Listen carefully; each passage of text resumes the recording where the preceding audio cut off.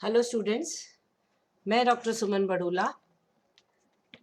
हमने अभी तक अक्षांश एवं देशांतर रेखाओं के संदर्भ एवं पृथ्वी की निर्देशांक पद्धति को समझने का प्रयास किया है।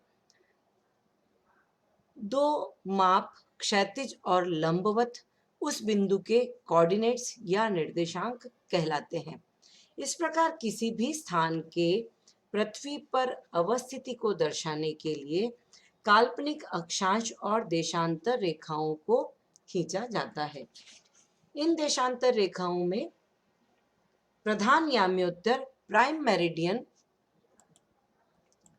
जैसा कि हम इस ग्लोब में देख पा रहे हैं, प्राइम मेरिडियन ग्रीनविच रेखा को, जो कि लंदन की ग्रीनविच शहर की वेधशाला से गुजरती है, उसे प्रधान याम्योत्तर मान लिया गया है, जिसके पूर्व एवं पश्चिम दोनों में ही 180 डिग्री के बीच 0 डिग्री को माना गया है। इसी संदर्भ में समय निर्धारण के लिए 180 डिग्री की देशांतर रेखा को इंटरनेशनल डेट लाइन कहा गया है। हम सभी जानते हैं यह डेट लाइन समुद्री भागों में स्थलीय भागों को छोड़ते हुए खींची गई वह रेखा है जिसके साथ समय निर्धारित होता है। किसी भी स्थान का स्थानीय समय हम सभी जानते हैं कि सूर्य की उच्चतम स्थिति से निर्धारित किया जाता है जब वस्तु की छाया न्यूनतम या शॉर्टेस्ट होती है। इस प्रकार पृथ्वी को 360 देशांतरों में बांटा गया है और पृथ्वी की घूर्णन के कारण प्रत्येक देशांतर सूर्य के सम्मुख आता है। ऐसी स्थिति में प्रत्येक देशांतर का अपना समय, स्थानीय समय, लोकल टाइम होता है। इस लोकल टाइम में प्रत्येक देशांतर पर मध्याह्न का समय अधिक होता है। ऐसी स्थिति में एक ही देश में कई देशांतर रेखाओं का अपना अपना स्थानीय समय होता है, जबकि समय की सुविधा की दृष्टि से यह मान लिया जाता है कि किसी एक देशांतर रेखा के समय को ही पूरे देश का प्रामाणिक समय सुविधा की दृष्टि से मान लिया जाता है। जैसा कि हम सभी जानते हैं कि देशांतर रेखाएं 360 देशांतर रेखाएं जो कि पूरे वृत्त को विभाजित करती है, इसके अंतर्गत प्रत्येक एक घंटे में 15 डिग्री देशांतर पार की जाती है। अर्थात 15 डिग्री के देशांतर की दूरी पर स्थित दो स्थानों के मध्य 1 घंटे का अंतर होता है। हम इसमें देख पा रहे हैं, इस मानचित्र में आपको स्पष्ट दिखाई दे रहा है कि 0 से लेकर के 1 तक की स्थितियां इसमें दिखाई गई हैं। ये देखेंगे हम 1, 2, 3, 4, ये प्लस आवर्स है, 1, 2, 3 एंड 4, ये माइनस आवर्स इसमें दिए गए हैं। ये माइनस आवर्स आपको स्पष्ट रूप से दिखाई दे रहे हैं।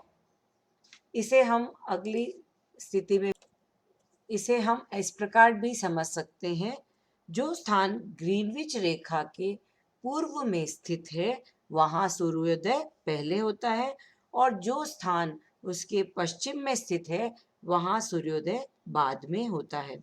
ऐसी स्थिति में प्रत्येक देशांतर की दूरी पर स्थानीय समय में 4 मिनट का अंतर होता है। यह समय निर्धारण के लिए स्पष्ट है। प्रामाणिक समय, जो कि भारत का